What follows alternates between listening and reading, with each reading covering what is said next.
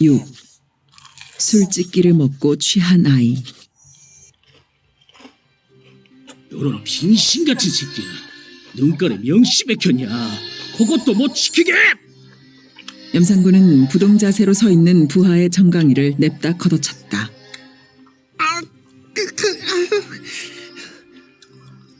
부하는 숨막히는 소리를 토하며 다리를 감싸고 주저앉았다. 요거 노는 것 좀 보소. 다리 작심 분질러 불기 전에 차렷! 염상군은 호령을 하며 또 걷어찰 것 같은 몸짓을 했다. 아이고 뭐 단장님 죽을 죄를 조금만이라. 부하는 벌떡 일어나 부동자세를 취했다. 그의 눈에 눈물이 맺혀 있었다.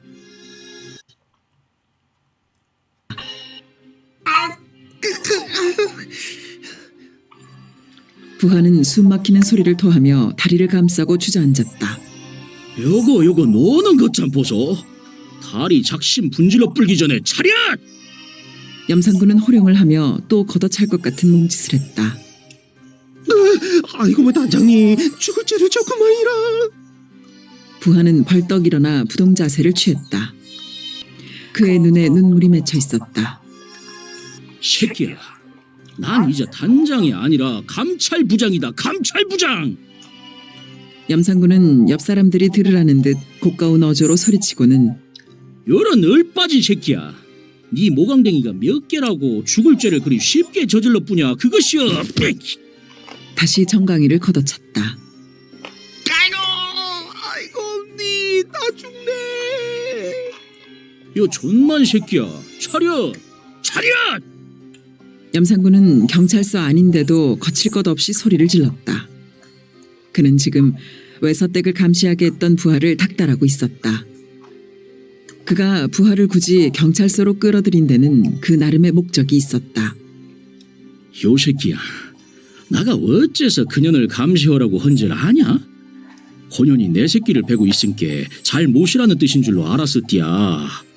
그것이 아니면 고년이 또 저수지에 퐁당 빠져 뒤지는 거이 무서봐 그런 줄 알았었었냐? 그래서 준 먹어봐라 하는 매음으로 헛놈 풀고 자빠졌다가 온디 간디를 모르고 둔정기리는 것이여?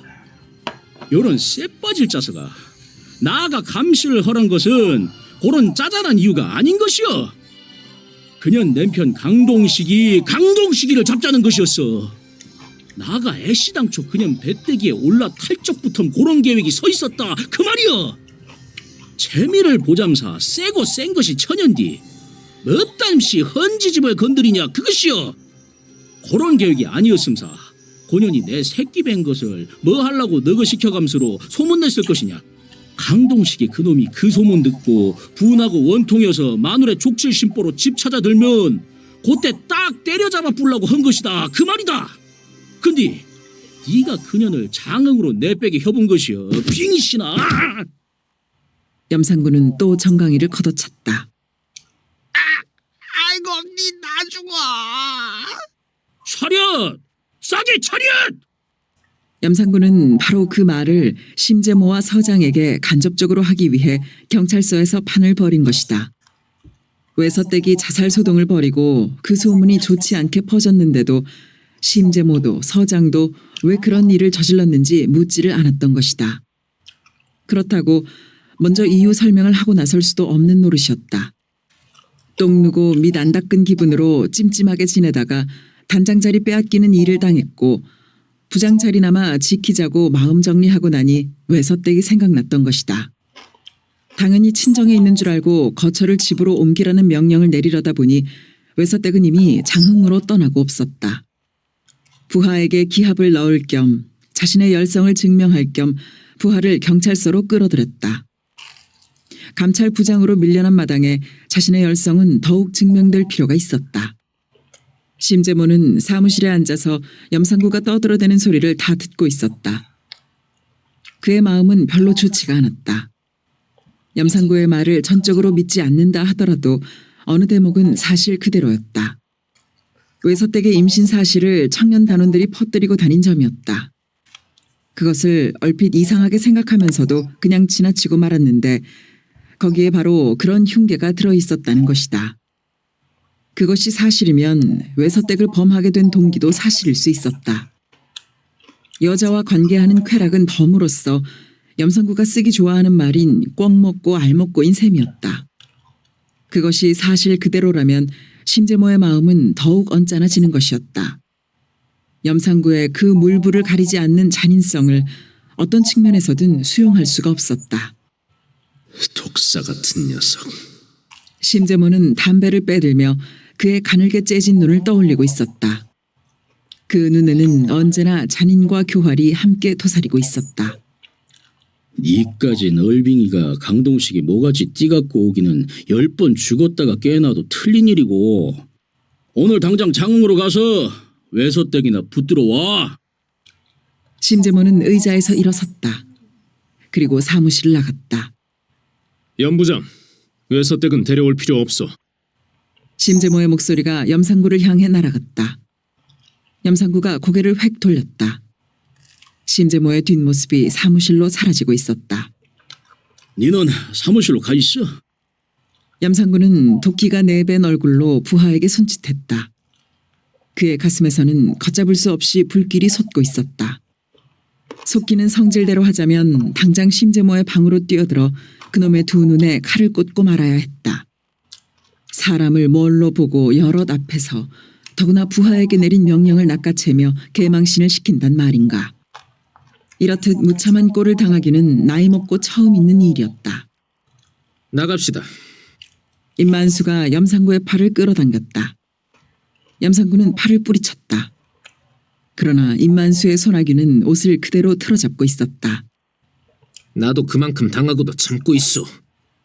임만수가 염상구를 달래는 듯한 눈길로 쳐다보며 다시 팔을 끌어당겼다. 염상구는 숨을 훅 내뿜으며 일어섰다. 어디 두고 보자. 염상구는 어금니를 뿌드득 갈아붙였다. 그의 성질에 불이 붙은 것은 여러 사람들 앞에서 망신을 당해서만이 아니었다. 자신의 노력이 완전히 수포로 돌아가고만 분함도 섞여 있었다. 심재모가 외서댁을 데려오지 못하게 한 것은 자신의 말을 전부 거짓말로 취급했기 때문이라고 염상구는 생각했다. 심재모는 시계를 들여다보았다. 근무 순찰을 나가볼 시간이었다. 그는 총을 들고 일어섰다. 사령관님 마침 기셨구만요. 형사부장이 해벌쭉하게 웃으며 들어섰다. 그 뒤에 키가 작달막하고 얼굴이 네모지게 큰 중년의 사내가 따라 들어오고 있었다. 양복을 받쳐 입은 그 사내는 미끄럽게 느껴질 지경으로 머리에 기름을 맥질하고 있었는데 앞으로 모아잡은 두 손에는 중절모가 들려 있었다. 무슨 일이요? 형사부장의 태도나 사내가 풍기고 있는 인상으로 보아 시답잖은 일로 판단한 심재모의 태도는 지극히 딱딱했다. 예, 이분이 악극단 단장이신디 음력 설도 닥치고 했은께 은민들 설 기분도 돋궈줄 겸 해서 공연 허락을 참 내주십사 하고. 그런 일이라면 서장님한테 말하시오. 심재모는 한심하다는 생각을 하며 사무실을 나갔다. 계엄하에서 형사부장이란 자가 악극단 단장이나 달고 다니는 것이 한심스러웠고 한쪽 공무원들은 음력설을 쇠지 말고 양력설만 쇠자고 계몽하고 다니는데 경찰 공무원이란 자가 음력설 기분을 돋운다는 명분을 엉뚱하게 이용하려 드는 것이 한심스러웠다. 심재모는 설날의 고향을 생각하며 걸어가고 있었다. 윷놀이, 연날리기, 새벽꽃놀이, 육아의 맛.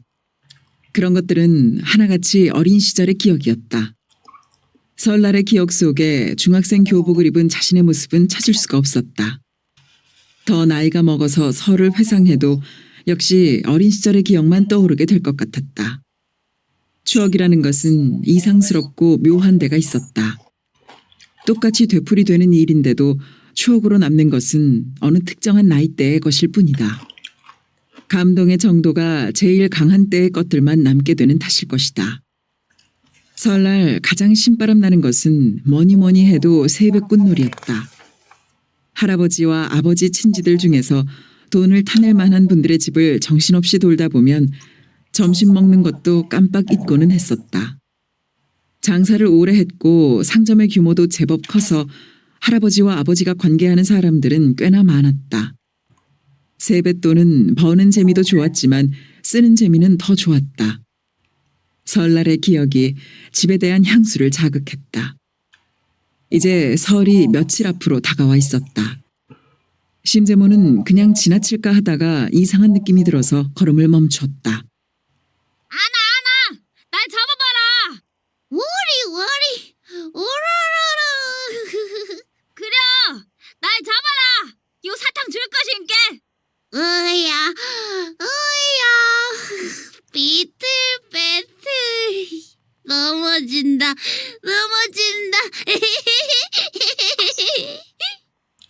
서너 명의 아이들이 한 아이를 어지럽히듯 부산스럽게 돌기도 하고 엇갈리기도 하면서 놀려대고 있었다. 그런데 놀림을 당하고 있는 아이가 심상치 않았다. 넘어질 듯 비틀거리며 아이들을 잡으려고 하는데 다리는 다리대로 휘둘리고 휘청이고 꺾이고 팔은 팔대로 허공을 휘젓다가 처져 내리고 다시 허공을 헤집고 하다가 뒤뚱 넘어지거나 털퍽 주저앉고는 했다. 그러면 아이들은 좋아 죽겠다는 듯 웃어댔다. 그 아이는 무슨 병을 크게 앓는 불구 같기도 했고 어찌 보면 술 취한 어른들의 몸놀림과 비슷하기도 했다. 어린아이가 술에 취했을 리는 없고 불구인 아이를 성한 아이들이 놀이객감 삼고 있는 것을 목격하고 그대로 지나칠 수가 없었다. 이놈들 못 써. 심재모는 아이들 가까이 다가서며 엄하면서도 아이들이 놀라지 않도록 목소리를 꾸며냈다. 아이들은 조작되는 인형들처럼 움직임을 일제히 뚝 멈췄다.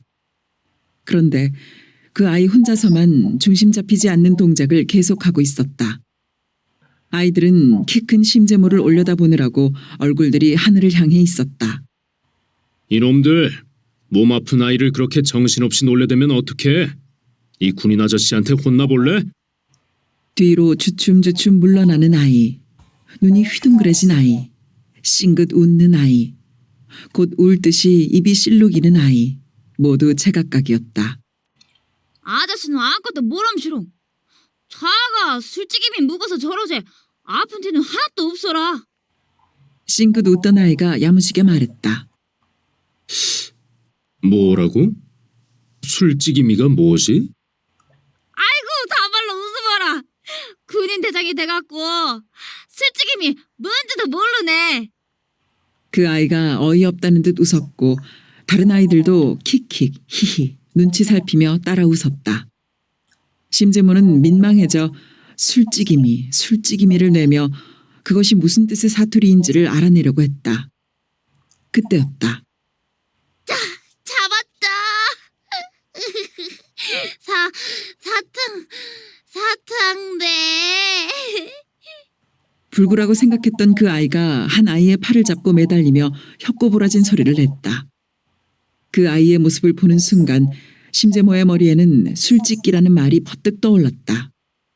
그 아이의 얼굴은 벌겋고 눈은 풀려 있었다. 술 취한 어른의 모습 그대로였다. 새끼야, 지금은 쉬는지 사탕은 무슨 사탕? 팔을 잡힌 아이가 팔을 뿌리쳤다.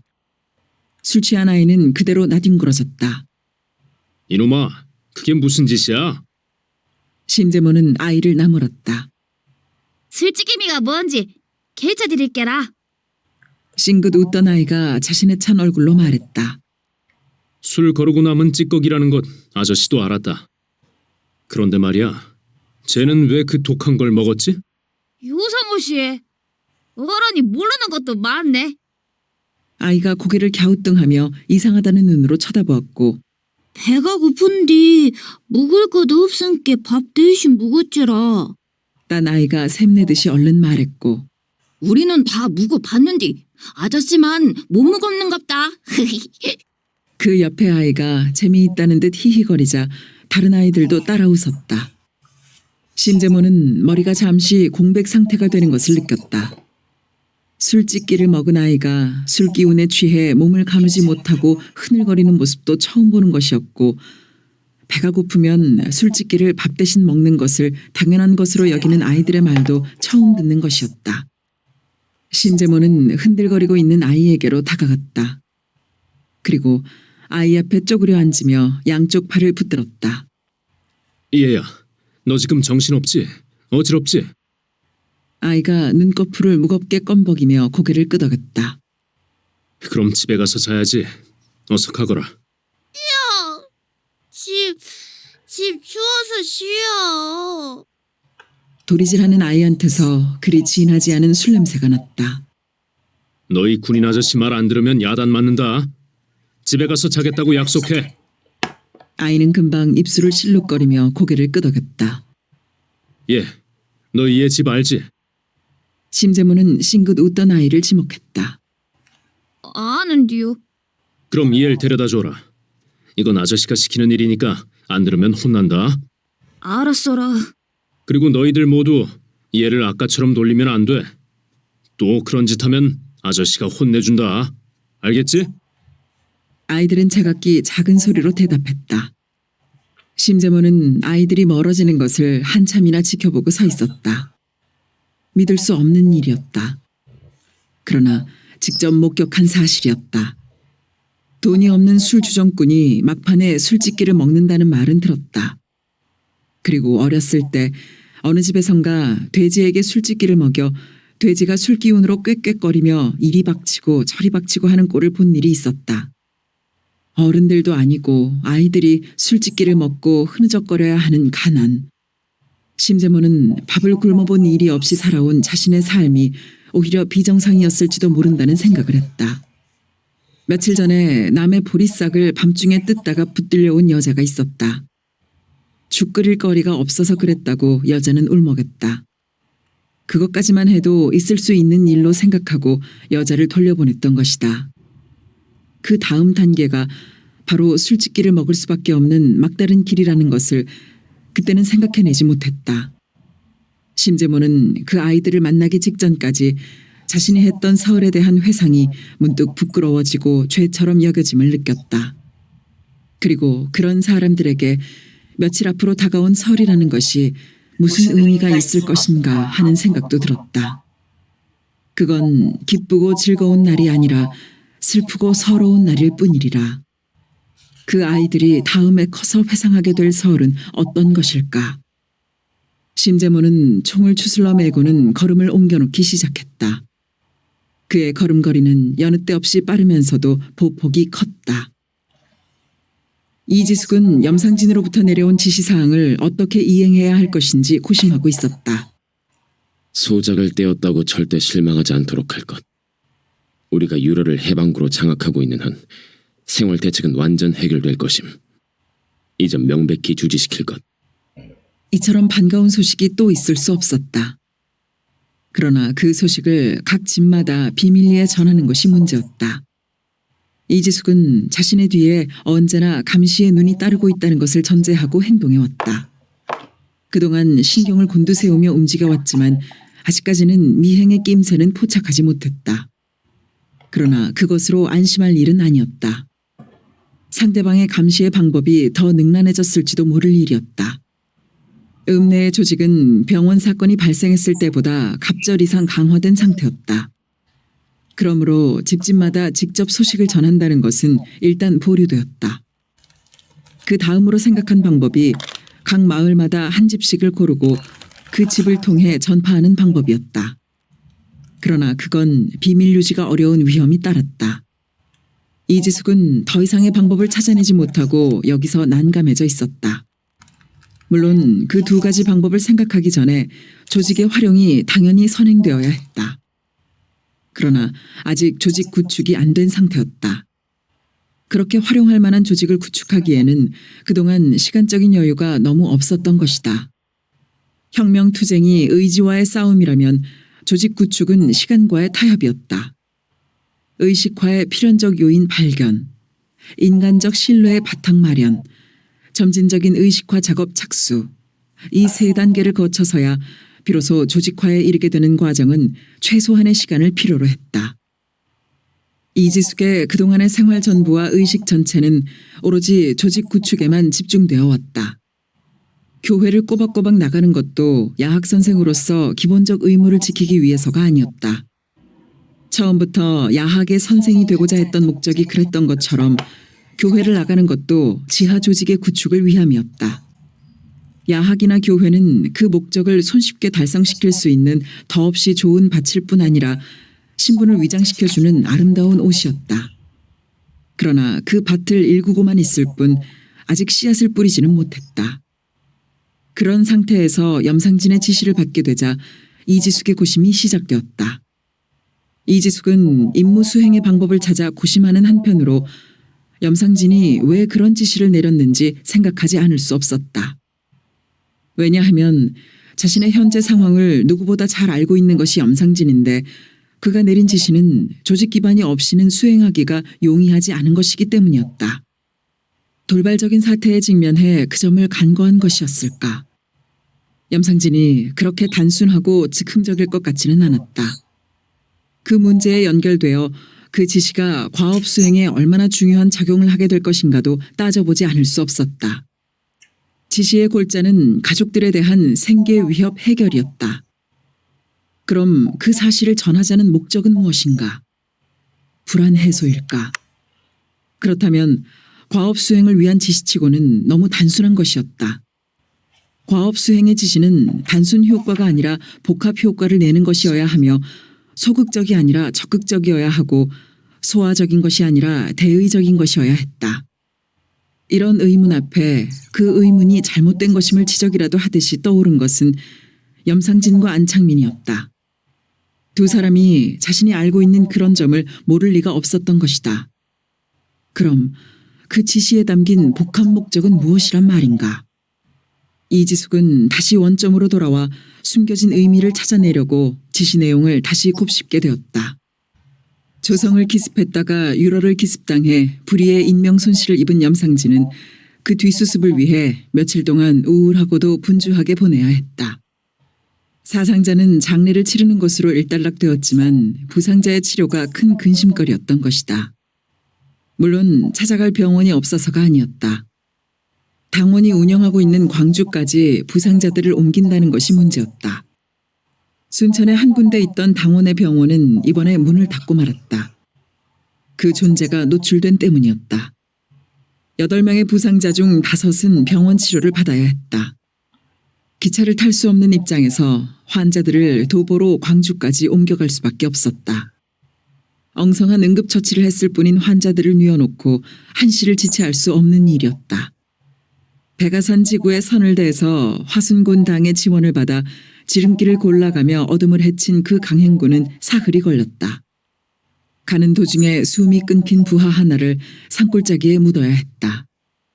광주로 가면서도 광주에서 돌아오면서도 염상진은 유로를 기습당한 사실에서 잠시도 노연하지 못했다. 아니, 그는 의식적으로 그 문제를 물고 늘어졌던 것이다. 그는 심재모라는 존재에 대하여 생각한 것이 아니었다. 심재모가 그렇게 기동성을 발휘할 수 있도록 짜여진 경찰 조직의 구조화를 의식하고 있었다. 물론 벌교 병력으로 조성을 지원하고 보성 병력으로 유로를 공격하게 한 심재모의 능력을 경시하거나 과소평가하는 것이 아니었다. 그 누구나 심재모의 입장에서 그런 상황을 맞게 되면 하나같이 벌교와 보성 병력을 동시에 움직여 조성을 양쪽에서 협공 지원하는 작전을 세웠을 것이다. 그런데 심재모는 그 당연하고도 보편적인 작전을 넘어서 의외의 이중작전을 전개했던 것이다. 그 의외성은 심재모 개인이 갖춘 남다른 능력으로 인정해야 했다. 그러나 심재모 개인의 판단력이나 추리력이 아무리 뛰어나다 해도 그것을 뒷받침할 수 있는 체계적 조직이 갖추어져 있지 않았다면 그런 의외적인 이중작전은 수행될 수 없는 것이었다. 벌교에 자리 잡고 앉아있는 심재모가 보성의 병력으로 유로를 기습하도록 작전 지시를 내릴 수 있는 통신망의 조직화. 바로 그것이 문제였다. 그 통신망의 조직화는 조성을 공격하는 6가지 목적 중 3번째였던 적의 기동성 파악을 유감스러울 만큼 만족시켜준 결과를 가져왔다. 그것은 기동성의 파악으로 끝난 것이 아니라 다른 목적들을 달성하는 데도 결정적인 영향을 끼쳤다. 예상하지 못했던 기습 공격을 당해 너무 많은 인명피해를 입음으로써 해방군의 건재를 알리려던 첫째 목적을 손상했고 계엄군의 전력을 약화시킴과 동시에 그 위신을 추락시키고자 했던 둘째 목적을 실패했고 공격의 완전 승리로 부하들이 가지고 있을 불안감을 일소하여 사기를 진작시키고 해방군으로서의 자신감과 긍지를 세우려던 넷째 목적이 와해되었던 것이다. 그러나 염상진이 통신망의 조직화를 심각하게 받아들이는 것은 당장의 피해나 손실을 따져서가 아니었다. 그것은 앞으로 닥칠 문제점이었고 자신의 부대에 국한된 것이 아니라 전반적 투쟁에 걸쳐 영향을 미치게 될 문제였다. 염상진은 다시금 미군정 3년을 돌이켜 생각하지 않을 수 없었다. 그런 통신망의 확대와 강화는 경찰력의 조직과 함께 군정기간 동안에 이루어진 것이었다. 남한에서 공산주의 세력을 완전히 제거하고자 했던 미군정은 그 일을 효과적으로 수행할 수 있는 조직된 세력을 필요로 했다. 그것이 일제시대의 경찰 조직과 그때의 경찰관이나 끈앞을 노릇을 했던 집단이었다. 일정 때의 경찰 조직은 일사불란한 명령 하달과 상부 보고가 이루어지도록 짜여진 중앙집권적 조직이었다. 그 조직은 사령부를 서울에 두고 각 도마다 도경찰국을 두었으며 그 아래 군경찰서가 설치되고 다시 그 아래 읍과 면 단위의 지서가 있고 마을에 따라 파출소를 두었다. 도 단위로 구분된 경찰 조직은 모든 지시나 명령을 도경찰국으로부터 받아 움직였고 도경찰국은 도지사가 아닌 서울의 사령부 지시를 직접 받도록 되어 있었다. 경찰 조직은 행정 조직과 완전히 분리 독립된 상태에서 자체의 통신시설과 운송시설까지 갖추고 있었다. 경찰력을 이용한 무력 식민 통치를 극대화하기 위한 방법이었다. 일제는 그런 경찰 조직을 이용하여 모든 정치성을 띤 단체나 그런 회합에 대해 등록, 통제, 감시를 했으며 인쇄물이나 신문, 영화, 우편물 등에 대한 사전 검열을 실시했고 공물의 공출을 강요하고 감시했으며 고도의 훈련을 거친 비밀경찰과 정보원 조직을 갖춰 그것을 활용함으로써 물샐 틈 없는 식민 통치를 자행했다.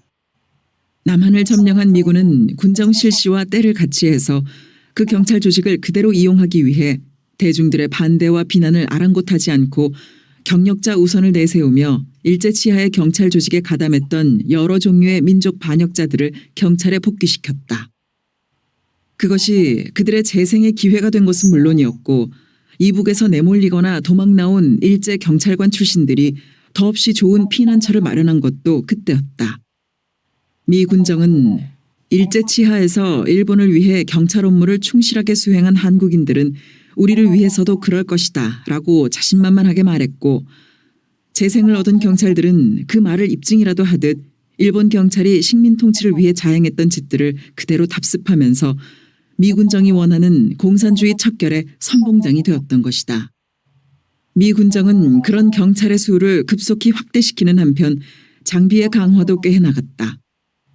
그 중에 하나가 바로 통신망의 강화였다. 일제시대부터 갖추어졌던 경찰의 자체 통신망이 미국에 의해 더욱 보완되고 확대된 것이다. 염상진은 이번 경험을 통해서 과학화된 통신시설이 얼마나 강력하고 효과적인 전투장비인지를 실감하지 않을 수가 없었다.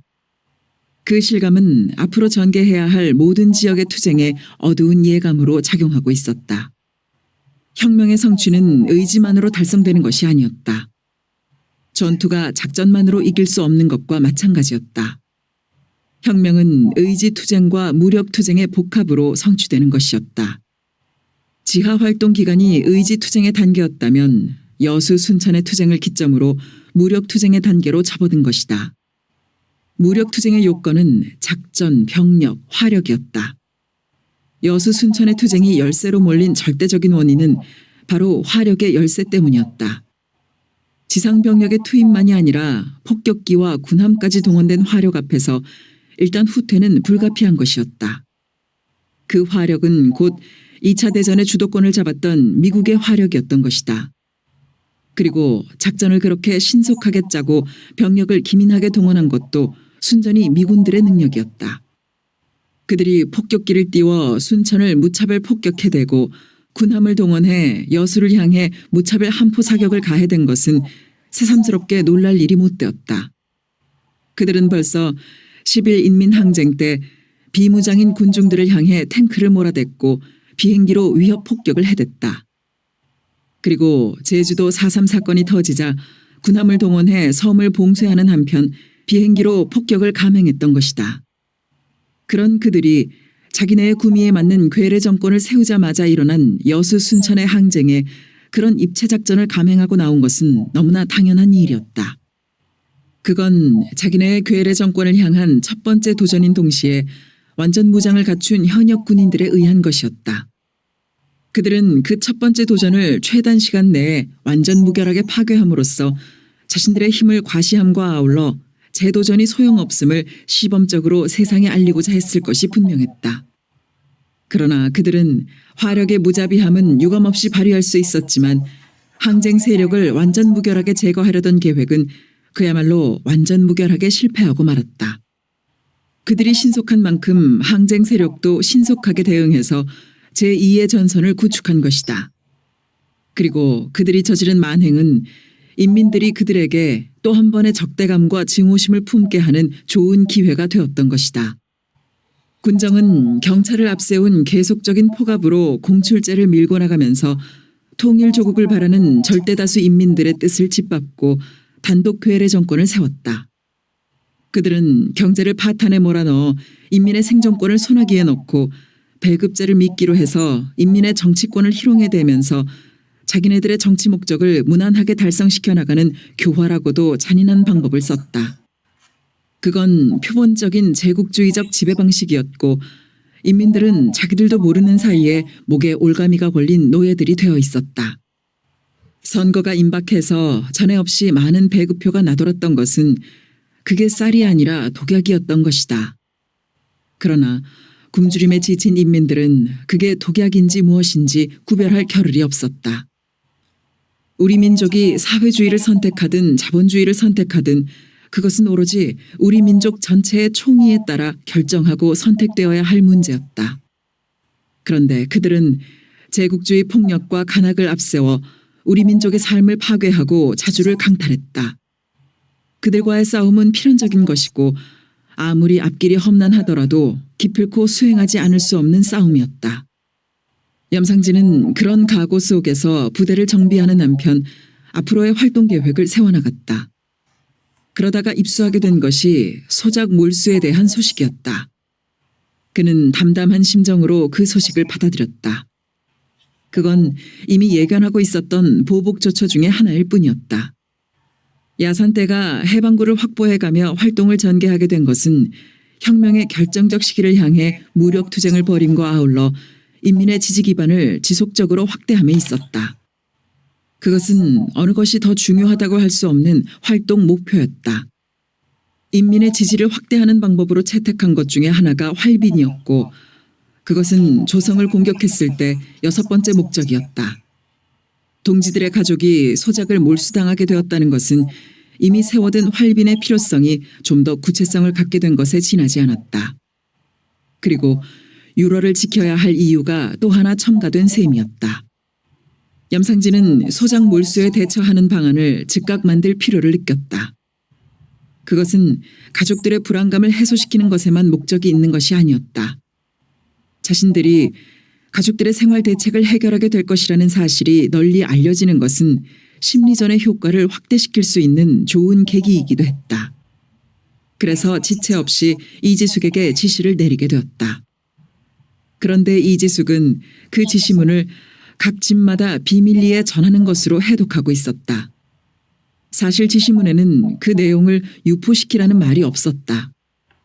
이지숙이 며칠 고심하고 있는데 다시 지시가 내려왔다. 왜 사업 진척이 없는지 그 사실을 널리 유포시키는 것은 한시가 급한 일임. 그 지시를 받고 이지숙은 어깨가 처져 내리도록 맥이 빠지는 것을 느꼈다. 그리고 자꾸만 쓴웃음이 지어졌다. 그동안 혼자 애달아 했던 고심이 허망하도록 어이없었던 것이고 지시문을 모호하게 작성해서 자신을 그토록 애먹인 염상진이나 안창민이 야속했던 것이다. 지난번 지시문의 끝문장인 이 점 명백히 주지시킬 것이 이 점 널리 유포시킬 것이어야 했고 그랬더라면 시간의 소모도 신경의 소모도 전혀 할 필요가 없었던 것이다. 이지숙은 지시문의 명확성이 얼마나 중요한 것인지를 다시 한번 인식했고 두 사람의 실수 아닌 실수를 인간적인 일면으로 이해하기로 했다. 그 사실은 이틀이 못 가 읍내 안통을 휘도는 소문이 되었고 사흘이 못 가 조선과 보성까지 퍼져나갔다. 정현동 사장은 늦잠에서 깨어나고 있었다. 창호지 문에는 햇발이 가득 담겨 있었다. 그는 이불 속에서 기지개를 켰다.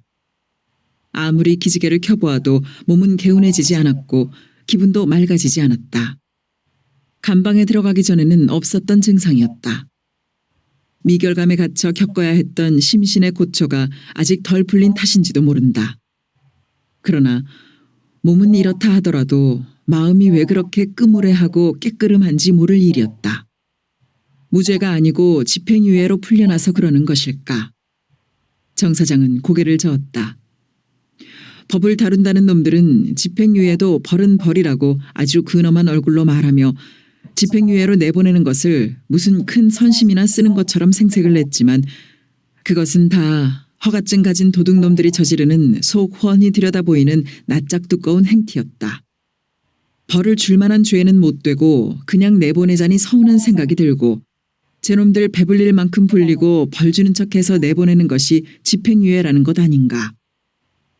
정 사장의 심사가 꿈틀거리고 있는 것은 한두 가지 이유 때문이 아니었다.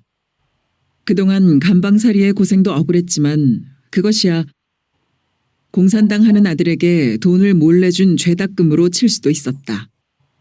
그러나 풀려나기 위해서 터무니없이 많이 없애버린 돈은 생각할수록 아깝고 억울했다. 그에 잇따라 보증서에 도장 하나 누르는 것을 외면해버린 유지라는 작자들에 대한 유감이 꼿꼿하게 목을 치받고 올라왔다.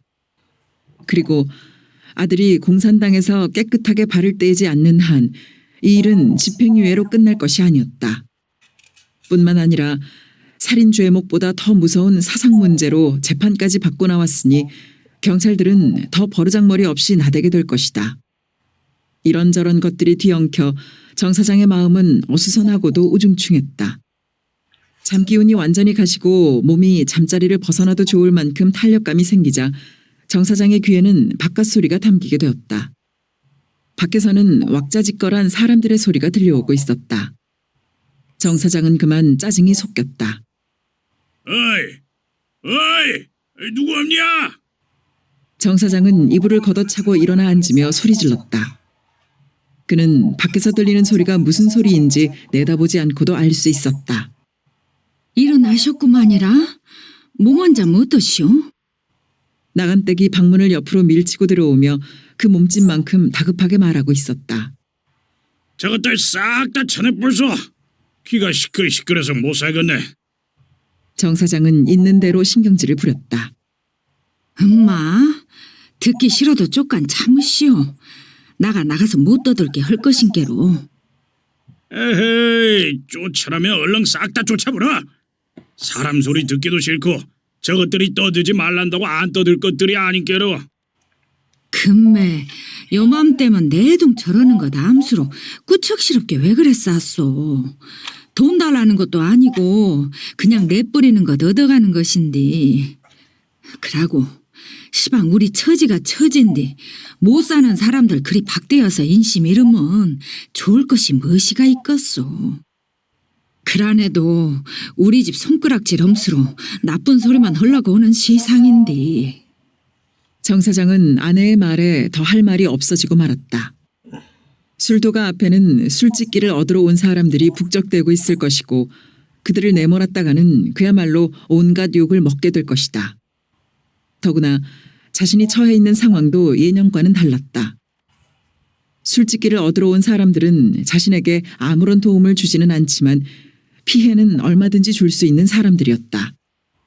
결국 시궁창에 버리고 말 술집기를 나눠주지 않고 사람을 내쫓더라 하는 말로 시작될 그들의 험담이 퍼지는 경우 좋을 것은 아무것도 없었다. 마음 편안히 잡숫고 지나간 일 다 잊어버리시오. 언제 나갔다가 들어왔는지 아내가 약사벌을 앞에 놓으며 말했다. 정 사장은 아내의 말을 마땅찮아 하는 듯 뻑뻑하게 느껴지는 소리를 끙 내며 자리를 고쳐 앉았다. 저 서운상이 그 사람도 만나 보셔야겠제라. 나간댁은 남편의 눈치를 살피며 조심스럽게 입을 열었다. 헤이! 남정네 하는 일에 배나라 감나라 했었지 말고 자네 헐 집구석 일이나 챙기소. 정 사장은 약사발을 들여다 말고 벌컥 화를 냈다. 알겠구만이라 마음이 끌적지근해서 그냥 해본 소린께요. 나간댁은 변명을 서두르며 금방 날아올 것 같은 불화살을 피해 섰다. 남편의 온몸에는 분이 서려 있었고 걸핏하면 화를 벌컥벌컥 냈다. 그녀는 완전히 죄인이 된 기분으로 남편 앞에서는 살얼음을 걸었지만 남편의 곤두선 신경은 아무 때나 불똥을 튀기려 했다. 에이, 밥상이나 들이소. 정 사장은 끓어오르는 성질을 토해내듯 가래를 돋아올렸다. 그의 마음이 칙칙하게 흐려져 있는 데에는 서운상도 한 몫을 하고 있었다. 처음 계약대로였다면 서운상은 이미 중도금을 치렀어야 했다. 그런데 그 중도금 날짜가 자신이 갇혀있는 동안에 지나갔고 서운상은 그것을 빙자했음인지 집안에도 이런 반구 없이 중도금 날짜를 넘기고 말았다. 그의 기분을 우중충하게 만들고 있는 이런저런 것들이 다 지나가 버린 일들이라면 서운상과의 일은 앞으로 해결을 보아야 할 중대한 문제였다. 손님 오셨구만요. 겨우 얼굴이 보일 정도로만 방문을 밀친 나간댁은 대청마루에 선 채 말했다. 그 얼굴에는 새치름한 냉기가 편하게 서려 있었다. 미여! 아내의 기색을 직감적으로 읽어낸 정 사장의 어조 또한 곱지가 못했다. 최익다리 양반이요. 말을 하는 나간댁의 입술이 틀려 돌아갔다. 마음 같아서는 최익다리 놈이요 하고 싶었지만 당사자가 대돌 아래 서 있었으므로 마지못해 양반이라고 존대를 붙인 그녀의 속은 뒤틀릴 대로 뒤틀리고 있었다. 보증서에 도장 하나 눌러달랄 적에는 그리도 야박하게 퇴짜 얻은 놈이 무신 낯짝 들고 집안으로 끼대 들어오길. 그녀는 최익달의 발등에 침을 내뱉고 싶은 심정이었다. 최익달이? 정 사장의 얼굴은 의아했다. 최익달이 왜 자신을 찾아왔을까에 대해 그의 의식의 촉수는 기민하게 움직였다. 그러나 얼른 잡히는 것이 없었다. 다만 불유쾌한 느낌이 스치고 지나갔다. 장 사장, 나 최요. 컬컬한 목소리가 밖에서 들려왔다. 정 사장은 혀를 차듯 하는 마른 입맛을 다시며 자리에서 일어섰다. 들어오시오. 그전과는 달리 정 사장은 방에 선 채로 말하고 있었다. 기동이 애롭다니 어쩐다냐? 어느새 나간댁은 사라져버리고 그대로 조금 열려있는 방문을 옆으로 밀며 최익달은 혼잣말을 하고 있었다. 손이 왔는데 내다보지도 않은 채 방 안에서 들어오라고만 하는 상대방의 태도에 그의 심사는 벌써 꼬였던 것이다. 그런데 방문을 열자마자 방 가운데 버티듯 하고 선 정 사장과 그의 눈이 정면으로 마주쳤다. 그러자 그의 심사는 더욱 꼬여들었다. 시기를 너 있는 줄 알았더만. 최익달은 노골적으로 불쾌한 표정을 지었다. 보증서에 도장 찍기를 회피한 열저금도 있고 해서 용건과는 상관없이 우선 예의 갖춰 인사를 차리려 했던 그의 마음은 싹 변하고 말았다. 고만원 고상에 골병 들어 구들장 짊어질만 채 강단이 없지는 않소. 무슨 일인지 안기나 합시다. 정 사장도 반기는 기색 전혀 없이 말에 가시를 받고 있었다. 입에 발린 인사말 할 것 없고 용건만 말하고서. 최익달은 앉자마자 이렇게 말했고 정 사장은 그 심상찮은 기세에 등줄기가 뻣뻣해지도록 긴장감을 느꼈다. 나가 걸어만 용건이 무엇인고 허니 서울 가신 우리 익승희 성님 앞으로 술도가 소유권을 이전하는 문제 땀시오. 정 사장은 머리가 쿵 울리는 것을 느꼈다. 꺼림칙하게 마음에 걸려왔던 문제가 말썽을 일으키게 된 것이었다. 근데 최익달이 니놈이 나서는 이유가 뭐여? 정 사장의 마음은 이내 냉정해졌다. 성님이 나한테 편지를 보내셨는데 양력설에 내려오시려다가 일이 분주여 그리 못하셨고 음력설에나 내려오실 참이었는데 또 일이 산땜이라 못 오시게 생겼은께 나보고 금년 양령 초하루쯤부터 술도가 소유권 반을 성님 앞으로 돌리는 일을 맡아오라고 하셨소. 힘을 넣은 고개를 뒤로 잔뜩 끌어당긴 최익달은 정 사장을 깔보는 눈길을 보내고 있었다. 당최 무신 놈의 자다가 봉창 두드기는 소리를 그리 요상스럽게 하는 거?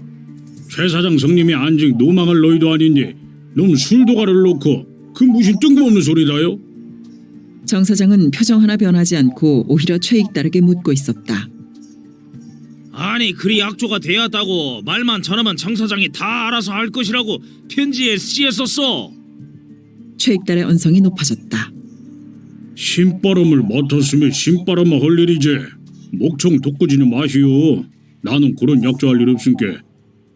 내 말 성님한테 편지로 써보내든지 서울로 찾아 올라가서 전하든지 그것이 알아서 하시오. 아니 정 사장, 우리 성님이 안한 약조를 혔다고 할 리가 없는 일인데. 어헤이 최 사장. 최 사장은 신바람꾼인께 나한테 이렇다 저렇다 말할 적이 없는 사람이오. 신바람을 허저고 나섰으면 똑똑하니 하시오. 정 사장은 태연하고도 당당했고 속사정을 전혀 모르고 있는 최익달로서는 정 사장이 거짓말을 하는 줄 빤히 알면서도 속절없이 심부름꾼이 될 수밖에 무엇을 따지고 캐고할 방법이 없었다. 좋았어. 어디 두고 봅시다. 최익달은 방바닥을 차고 일어났다. 제일 미끄러운 데 있을란지 모른께 잘 가보시더라고요. 정 사장은 최익달의 뒷꼭지에다 대고 노골적으로 비아냥거리고 있었다. 그러나 속은 형용할 수 없을 정도로 답답하고 암담했다. 일단 최익달을 그런 식으로 쳐내기는 했지만 최익승이 놈이 그대로 단념할 놈이 아니었던 것이다. 또 하나 애군이 닥쳐온 것이다. 내 발자가 어찌 되려고 이러는가. 정 사장은 자신의 앞날이 더없이 걱정스러웠고 그건 자식이 아니라 원수로다. 무시로 터져나오는 아들에 대한 탄식을 또 어금니에 물었다.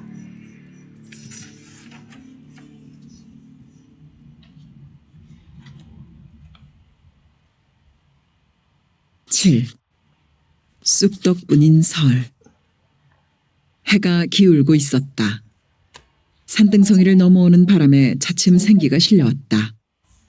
유러면의 서편산들은 제 그림자에 덮여 어슴푸레했고 동편산들은 석양 햇살을 받아 붉게 상규된 모습으로 대조를 이루고 있었다.